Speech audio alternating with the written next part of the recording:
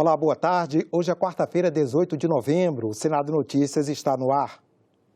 O plenário virtual do Senado pode votar hoje à tarde a transferência de mais de 65 bilhões de reais da União para estados e municípios.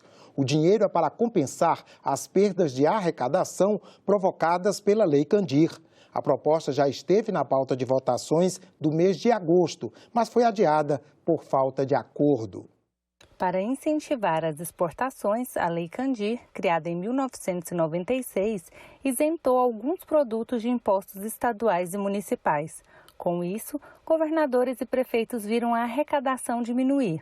O projeto pretende ressarcir dessas perdas municípios, estados e Distrito Federal, conforme acordo já firmado no Supremo Tribunal Federal entre a União e o Fórum Nacional dos Governadores. Essa compensação ela foi paga adequadamente nos primeiros anos, mas depois de um tempo a União parou de pagar esses valores e o déficit alcançou montantes extraordinários. A gente pode dar um exemplo: o estado do Pará chegou a 40 bilhões o valor atualizado do déficit dessa contrapartida que não estava sendo paga pela União. Os estados se uniram, eles entraram com uma ação de inconstitucionalidade por omissão, cobrando esses valores, e essa ação ela teve resultado procedente. E então essa ação já estava numa etapa de cálculo dos valores que seria devido a cada estado por contrapartida da União. Então a União, percebendo que o déficit estava maior do que ela esperava, ela buscou os estados para realizar um acordo, então, para que esse valor pudesse ser pago. O acordo tem por objetivo fazer o ressarcimento aos estados de 2020 a 2037, num valor de 58 bilhões de reais. São previstos mais 4 bilhões de reais, como se fosse um bônus, na hipótese da comercialização de 2 campos petrolíferos, que estão mencionados no acordo, com 2 nomes indígenas. Muito bem. O resultado é que, além disso, também se previu mais um valor de 3 bilhões e 600, caso venha a ser aprovada a PEC 188. Esse projeto é muito importante, pois além de colocar fim a várias demandas judiciais sobre a temática, ele também vai possibilitar que os estados façam uma programação. Conforme prevê o texto da PL, os estados têm prazo para receber as verbas, já consta qual o valor que eles vão receber. Então esse PL vai trazer mais segurança jurídica, vai pôr fim a tantos litígios que envolviam a temática. O projeto chegou a ser discutido em sessão plenária no mês de agosto, mas não teve consenso devido ao artigo que extingue o Fundo Social do Pré-Sal. O dispositivo faz parte do acordo firmado com a intermediação do STF e, por isso, o relator não quis retirar o trecho. O que nós não podemos fazer, a meu juízo, é tentar uma votação que o acordo seja feito de forma contrária ao que foi homologado no Supremo. Podemos até rejeitar o acordo, é nossa competência fazê-lo, mas não podemos criar um acordo novo, distinto daquele que foi objeto da negociação. Como ainda não há convencimento e a palavra final será sempre do Congresso, é óbvio, talvez fosse de fato de longe o mais recomendável nós adiarmos. E uma grande crítica é que os valores do Fundo do Pré-Sal são utilizados também, por exemplo, para pagar o Fundeb, que é o Fundo da Educação. Então aí surge a grande polêmica, né? Se mexermos no fundo do pré-sal, será que estaremos também tirando dinheiro da educação? Há alguns especialistas que entendem que não e que esse valor ele pode ser obtido por outros fundos da União e que não haveria efetivamente prejuízo, mas apenas uma alteração de alocação desses valores. Mas, de fato, há uma dívida da União reconhecida e essa dívida ela foi objeto de um acordo que deverá ser paga, então, em breve, de algum lugar pela União. Senador Jorginho Melo propõe terceira fase do PRONAMP, um programa de empréstimos especiais para pequenas e microempresas que começou por causa da pandemia do coronavírus. O projeto também pode ser votado hoje no plenário do Senado. O Programa Nacional de Apoio às Microempresas e Empresas de Pequeno Porte, PRONAMP, foi criado em maio deste ano. O objetivo é oferecer empréstimos especiais para os pequenos negócios que foram afetados pela pandemia do Covid-19.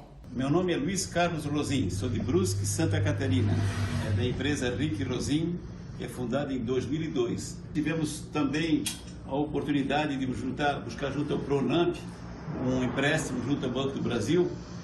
Esse dinheiro veio numa grande hora que nós tínhamos no início da pandemia deixado os funcionários em casa, mas nesse momento já estávamos trabalhando, já tínhamos começado a trabalhar novamente e conseguimos então com isso pagar alguns impostos que nós tínhamos prorrogado o pagamento Também compramos matéria-prima à vista. Na primeira fase do programa, foram viabilizados mais de 18 bilhões de reais para micro e pequenos empresários de todo o país, com taxa de juros de 1,25% mais taxa Selic, que atualmente é de 2%. Na segunda fase, mais de 14 bilhões de reais estiveram disponíveis nos bancos para serem emprestados com a mesma taxa da primeira fase. Na terceira etapa, a intenção é que os bancos emprestem 40 bilhões de reais, 4 vezes o valor de 10 bilhões que vai ser aportado pelo governo no Fundo Garantidor de Operações. A taxa máxima de juros vai ser de 6% ao ano, mais taxa Selic. Quando terminar, que ainda falta um pouquinho para emprestar da última etapa, nós vamos remodelar para o ano que vem. Então nós vamos mexer um pouquinho isso de comum acordo. Eu sou autor da lei, com o governo, vamos mexer um pouquinho na taxa de juros, aumentar um pouquinho para que os bancos possam alavancar. Por exemplo, esses 10 bi, os bancos vão alavancar 4 vezes, então vai virar 50 bilhões. Aí tem que aumentar um pouquinho a taxa de juros, nós estamos vendo isso. Diminuir de 8 meses a carência para 6 meses e vai funcionar que é uma beleza. O prazo, isso tudo fica como está. O projeto que determina a realização de licitação para a escolha das empresas de transporte coletivo rodoviário de passageiros está na pauta da sessão de hoje do Senado Federal, que acontece daqui a pouco a partir das 4 da tarde. A proposta muda a atual regra, que exige apenas a autorização do governo para que as empresas possam operar. As empresas de transporte rodoviário interestadual e internacional de passageiros são escolhidas por autorização do governo desde 2014. A licitação, exigida por uma lei anterior, deixou de ser necessária. Desde então, várias ações no Supremo Tribunal Federal alegam que a mudança seria inconstitucional. Em dezembro do ano passado, o governo atual criou por decreto a Política Federal de Estímulo ao Transporte Rodoviário Interestadual e Internacional. Entre outras medidas, estabeleceu a liberdade de preços, de itinerário e de frequência e a livre concorrência, sem limites para o número de autorizações. Para o governo, a medida cria oportunidades para novos mercados, além de acabar com monopólios. Para o senador Marcos Rogério, além de ser inconstitucional, a simples autorização prejudica o consumidor. Permite que as empresas decidam as tarifas sem obrigação de cumprir uma frequência mínima em cada linha. Com isso, passageiros de regiões menos rentáveis podem ficar com menos alternativa de transporte, como já está acontecendo em algumas cidades. Sou moradora do entorno do DF, dependo de uma linha de ônibus interestadual para chegar ao trabalho. Antes eram 5 horários para ir e 3 para volta. Hoje são 3 horários para ir e 2 para volta, sendo que os ônibus andam superlotados. O senador Marcos Rogério apresentou um projeto que determina a escolha das empresas por meio de permissão, com licitação obrigatória. Pelo texto, as empresas escolhidas por licitação terão que indicar itinerário, horário e frequência de cada linha, os detalhes técnicos e de segurança da sua frota de ônibus, os terminais, pontos de apoio e paradas que desejam usar. A ANTT, Agência Nacional de Transportes Terrestres, fica obrigada a avaliar a cada 3 meses a demanda de passageiros por trecho e o custo de operação, além de estipular preços máximos para as passagens e os critérios de reajuste. Esse projeto tenta corrigir uma lei inconstitucional. A regra constitucional estabelecida no artigo 175 é a regra da concessão e permissão. Essas duas regras levam em consideração um certame licitatório, um processo de licitação, concorrência, com regras transparentes, claras, favorecendo o Estado brasileiro e, sobretudo, o usuário do transporte coletivo. Também está na ordem do dia do plenário desta quarta-feira o projeto de lei 3364 de 2020, que trata do repasse de recursos a estados e municípios em caráter emergencial, com o objetivo de garantir a prestação do serviço de transporte público coletivo de passageiros e de reequilibrar os contratos impactados pelos efeitos da pandemia da Covid-19. Os dados são controversos e dependem das regiões e do período em que foram coletados. Com um número cada vez maior de pessoas em circulação, os especialistas advertem para o risco de uma segunda onda da Covid-19 no Brasil. Após um período de liberação das atividades e reabertura das fronteiras internas, a Europa acusa os efeitos do relaxamento. Vários países registram um aumento do número de casos da Covid-19 e adotam novamente o lockdown como alternativa para conter a pandemia. Enquanto isso, no Brasil, a vida parece voltar ao antigo normal, inclusive nos aeroportos e aviões, onde o distanciamento é muito menor que o recomendável. Dados da segunda semana de novembro revelam um aumento de 40% na média móvel, alcançando 513 mortes. A média móvel é um recurso que permite calcular com maior grau de precisão se o número de casos e mortes da pandemia está aumentando, diminuindo ou se estabilizando. Ela é o resultado da soma das ocorrências registradas nos 7 dias anteriores, dividida por 7. Como o número de casos e de mortes pode sofrer uma grande variação dia a dia, a média móvel serve para dar uma situação mais real, traduz com mais fidelidade a situação da pandemia. Muitos especialistas preveem a chegada da segunda onda como inevitável. Enquanto a vacina não chega, as medidas de higiene, o uso de máscaras e o distanciamento social continuam valendo. Exemplo preferido dos que são contra o isolamento, a Suécia agora reduz de 300 para 8 o número máximo de pessoas reunidas. O primeiro-ministro foi taxativo. Não vá a academias, não vá a bibliotecas, não organize jantares. Cancele. Nos assusta muito essa segunda onda que está ocorrendo na Europa, principalmente nos Estados Unidos. Nós tivemos aqui uma aglomeração intensa em função das eleições municipais e não vai causar nenhuma surpresa se essa segunda onda acontecer aqui no Brasil. Falarmos de segunda onda no Brasil não é um termo realmente formalmente aplicável. Então, o que nós poderíamos chamar mais adequadamente seria uma recrudescência ou um repique dessa onda pandêmica, e que tem todos os componentes disponíveis. Há uma alta circulação viral, um número muito importante, um número enorme de pessoas suscetíveis, em torno de 80% das pessoas.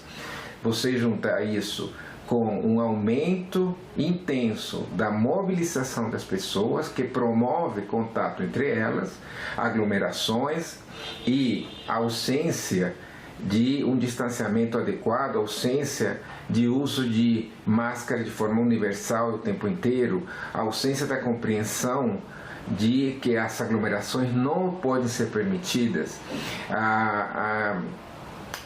se adentrar em locais fechados por mais tempo do que necessário, temos todos os componentes para que essa recrudescência se instale como um fato absoluto e inexorável.